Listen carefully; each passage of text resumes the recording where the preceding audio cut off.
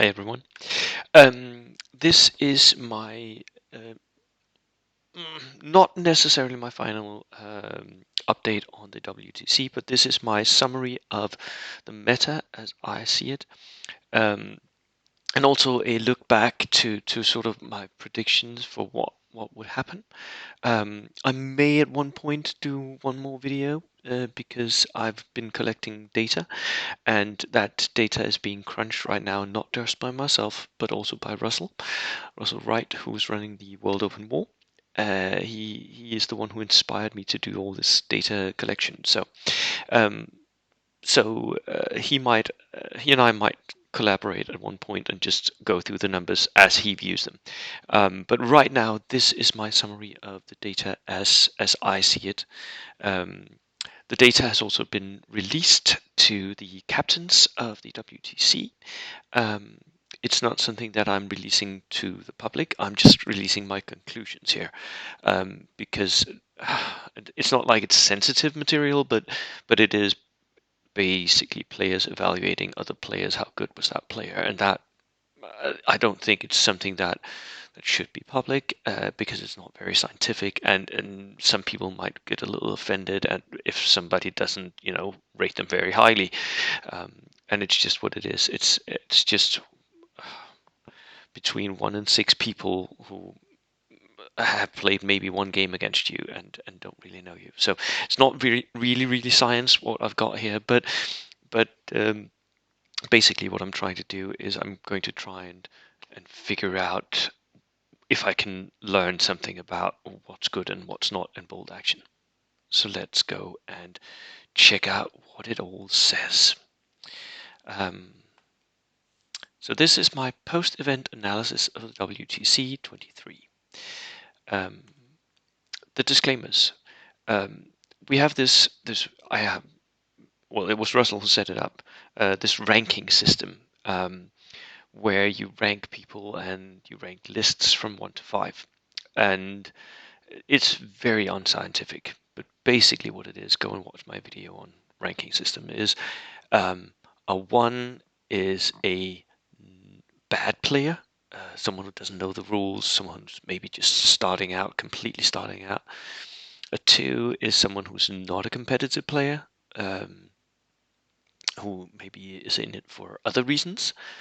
A 3 is a box standard competitive player, someone who knows the rules, who knows their list a little bit, who can compete in tournaments.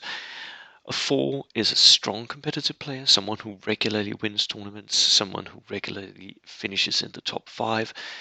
And a 5 is someone who is one of the best in the world. That's basically the player ranking. The same goes for the lists. A 1 is a bad list where there are obvious mistakes in it, things that doesn't work, things that are not point efficient. A 2 is a thematic list. A 3 is a competitive list, standard. A 4 is a strong competitive list, and a 5 is a list that you couldn't make better even if you tried. So that's it. And that's what I asked the people who attended to sort of give me feedback on. I wanted them to give feedback on the players that they had faced and the lists that they had faced. What do you think of that? And the data sample is not huge because some people felt unable to, and I completely understand that, unable to rank in that manner. It's not something that it takes a little bit of getting used to, and a lot of people are unsure about how should I evaluate that or that, and that's completely fair. So the data sample is not huge. I think lists and players, the ones I got the most on was like 5 or 6 other players, and some people I got basically 0 on their lists or them as players. So there's a huge variety, and the certainty of the data sample is not big, and could never be big because I feel like the only fair thing would be for people who actually face that list of that player to evaluate it. Um, so it is always a very small data sample. It's not going to be statistically valid at all. And there's a lot of subjectiveness in this because, of course, it's just what the individual players, how they feel about that. Um, We also have, I have a little bit of a problem, and that's called Pierre. Uh, not Pierre that you are a problem player at all, but there were a bit of a mix-up with some players, and that means that at least for some players, um, I don't actually know which player it is that we're talking about, because there were two Pierres on the French team. Um, and I know that there was a bit of mix-up with the scoring. It didn't really matter that much because it was just two French players that that mixed up a couple of their games. For individual standings, it matters, but since it's a team event, that didn't matter at the event, but it was a problem. So and I couldn't really resolve that. I wasn't on the TO bench. I didn't know what was going on. I couldn't resolve that issue. So there can be mistakes in the statistical material here in the data. So those are the disclaimers, right? First, I'll go through the lists, the top 10 lists, and again, there is a little bit of a problem here um, with some of the French players, and so this might not actually be the actual top 10, but these are pretty close to the top 10 placed players. So in the 10th place, we have Lemariont from Spain too. He was playing CeeLo Heights with inexperienced lieutenants, draft bats, veterans with Fausts, guards with Fausts, sniper team, anti-tank rifle teams, which was a surprise to me. Two inexperienced heavy mortars, not medium mortars, two SIS-3s, two SU-76s, so howitzer guns. So basically this was a horde of infantry bodies with Fausts and then artillery support. I had ranked this list as a 4, and this was also what the players who faced it ranked it as, and Lemariont was ranked as a 4.5. So very strong competitor, very strong list. And I guess this would mean that he ends up in the top 10 as well. Um, in ninth place, we have Richard from England 1. He was playing a British tank platoon with 3 Darker Stewards, 2 units of Gurkhas, engineers, Indians, forward artillery observer, inexperienced mortar, sniper, flamer, and some transport, 14 order dice. I had ranked this list as a 4. Um, the players who faced it ranked it as a 3.9, so again, very pretty close to my 4, and it was a very, very strong list. The player himself was ranked as a 4.2, so again, very strong competitor going towards one of the best in the world. So, and again, this would clearly explain why he ends up in the top. But please notice here that there is a difference between the list ranking and the player ranking. They don't always match up. And that could be interesting to look at. What is most significant, right? Um, in 8th place, we had Thomas Würdemann from Germany. He was playing a German tank platoon with Darker Panzers and very, very small infantry units. I guess he was really good during the weekend at preserving his infantry, because that was really, that was a hard one. He had a flak Zwilling and a mortar sniper and a Hort field car with a flak. 14 order dice. I had ranked this list as a 3. I felt it had an obvious weakness in its infantry sections, especially because the WTC ruled that you had to be dismounted infantry to take objectives, which means that his panzers couldn't even contest them. So for me, this list had obvious weaknesses, and the list ranking for the players who faced it also has it a little bit below the 4 point, which is the strong competitors, which is the ones I would have expected to end up in top 10. But Thomas is a really good player, ranked as 4, and I guess here is an example of where the player makes most of the difference. The list can have obvious problems, but if you know how to play it, if you're a good player, you can bring it to victory. So Thomas is number 8. Number 7 was myself. I was bringing my British tank platoon, 3 stewards, 3 Gurkhas, Indians, Darker Jeeps, and some inexperienced rabble, basically The most standout unit being the inexperienced LVT. I had 13 order dice, which is the lowest of anyone in the top 10. My own list ranking for my list was a 4. Again, there was this obvious mistake that it was a tank platoon at an event that severely handicapped tank platoons. My opponents ranked it as a 4.3. Okay. And they ranked me individually as a 5. So this again is maybe an indication that the player skill is more important than the list rank, but it is a pretty strong list, and it is a list that's very good at clearing out enemy infantry.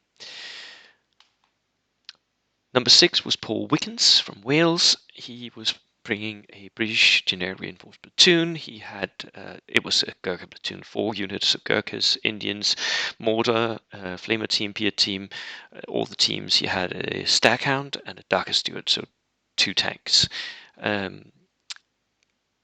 My list evaluation of this was, if I was running a generic reinforced platoon, I could not make this better. So for me, this was a 5.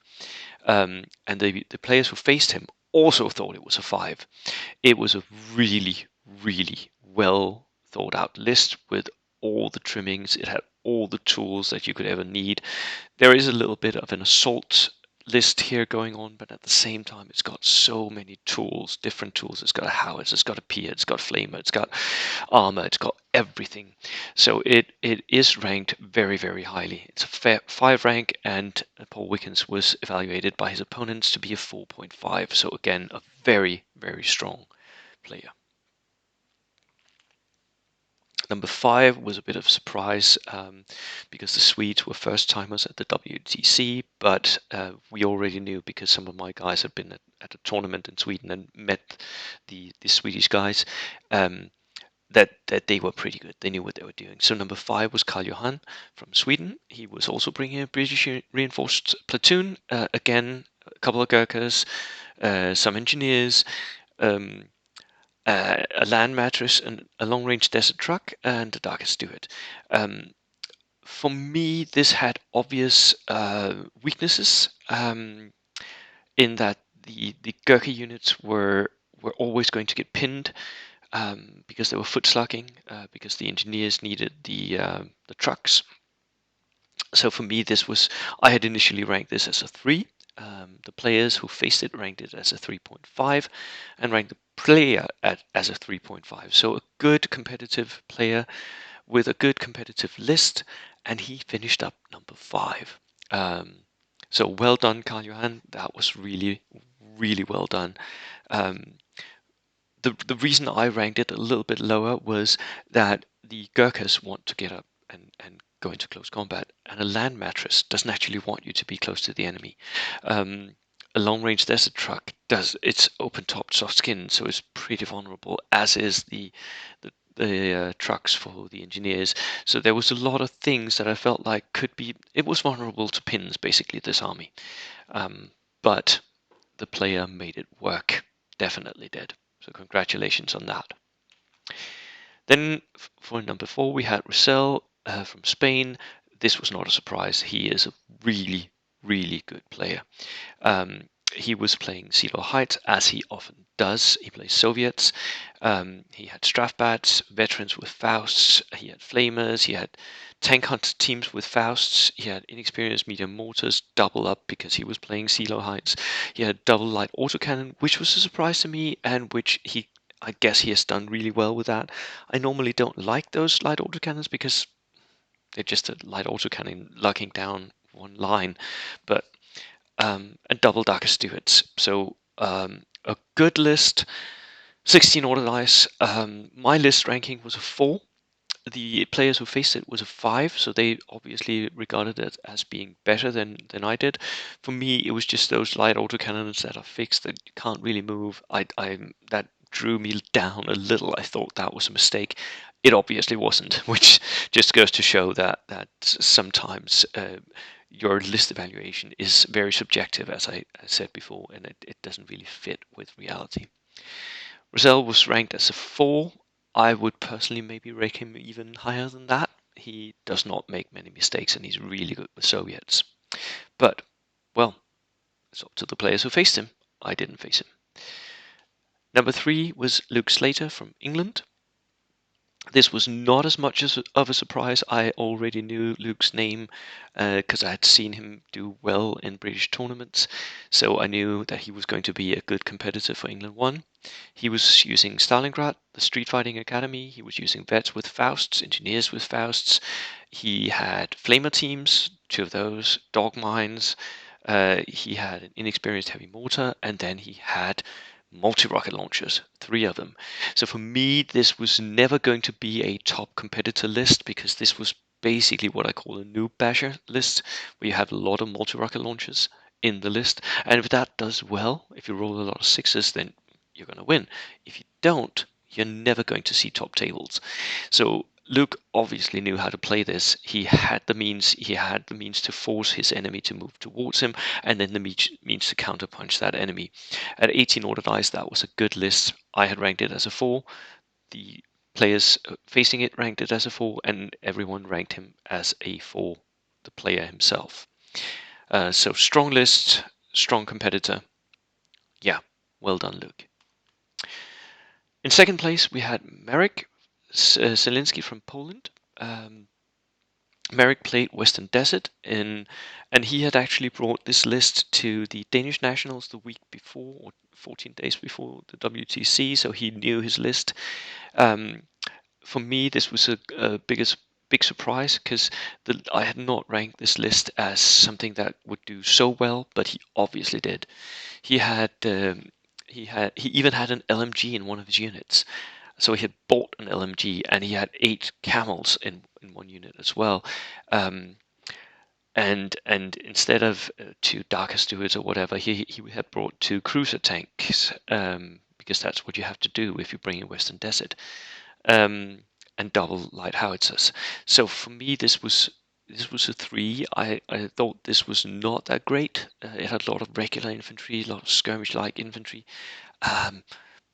I thought this was okay. It wasn't particularly good, wasn't particularly weak. It was a 3, and the people who faced it said it was a 3, and they said the player was a 3, but he ended up in second place. So something went right. Something went really right for Merrick. Whether it was the matchups, that he got the right matchups, the matchups that he wanted. Because remember, this is you can't really take these individual placements as being individual placements, because they weren't. These are just players who did well, who won their games, and that could be down to how they were actually matched up with what opponents.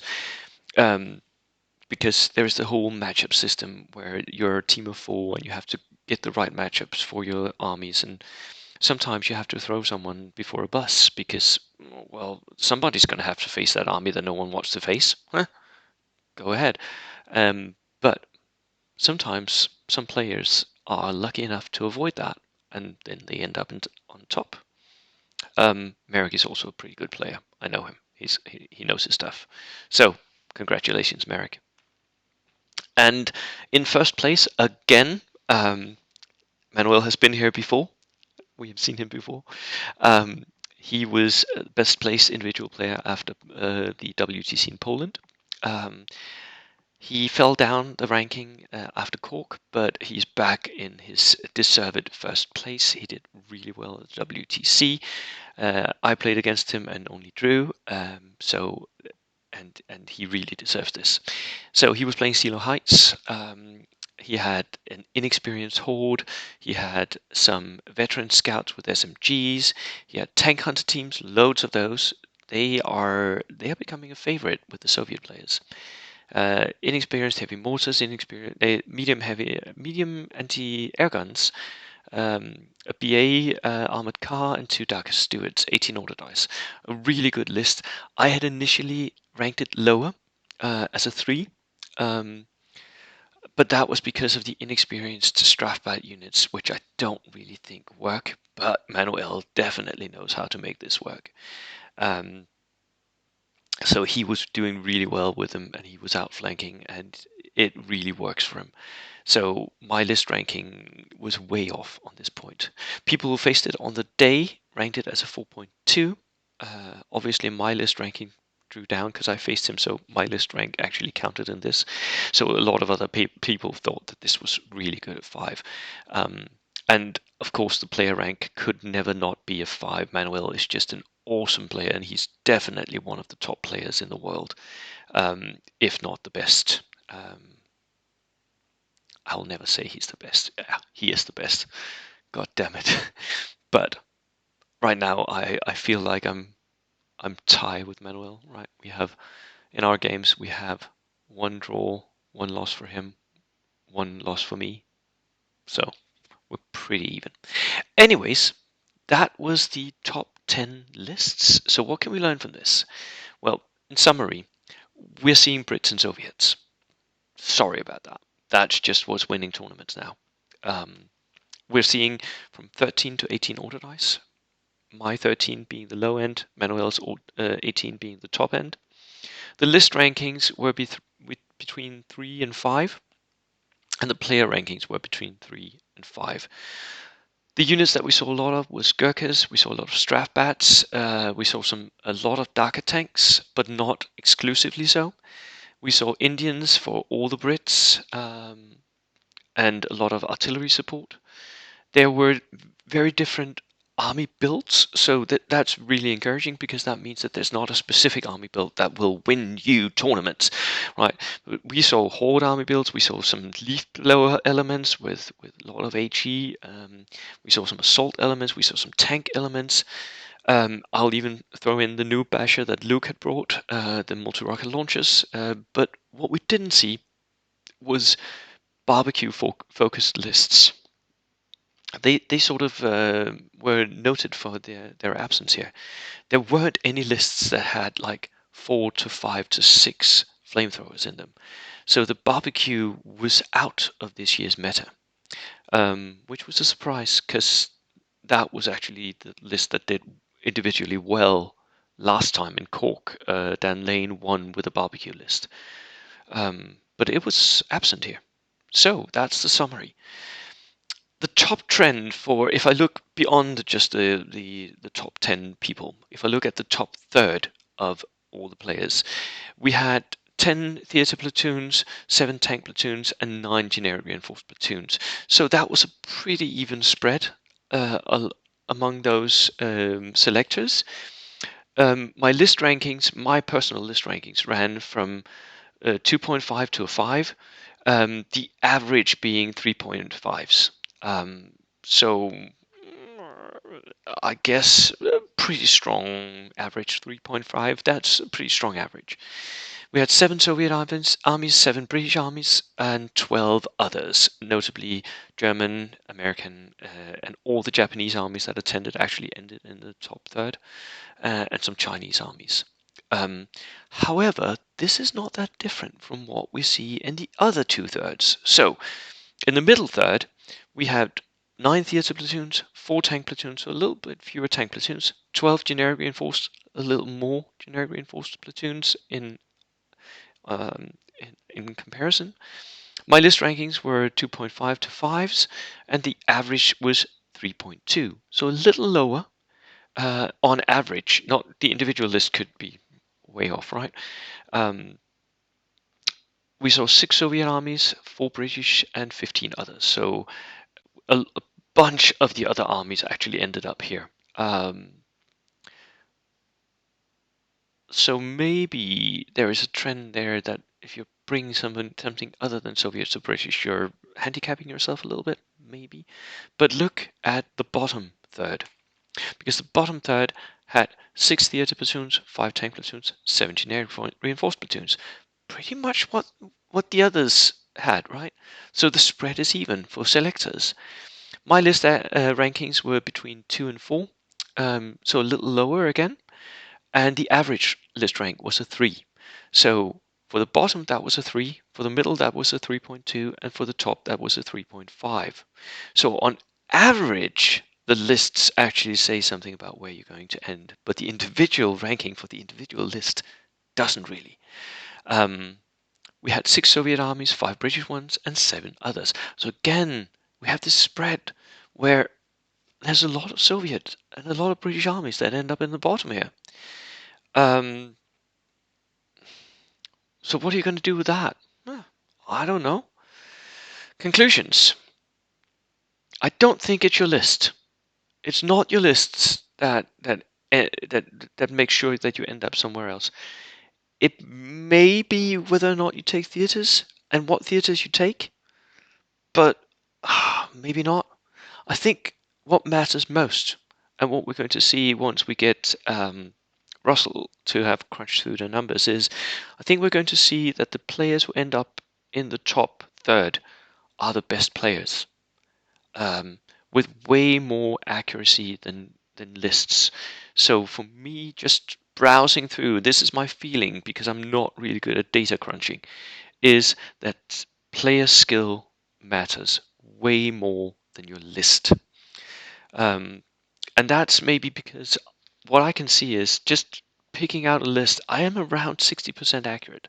So that's a little bit better than 50-50, right? It's better than a coin flip, but it's not that accurate. I can't really predict just seeing people's lists and say, well, you're going to end in the top third or the bottom third. That doesn't really work.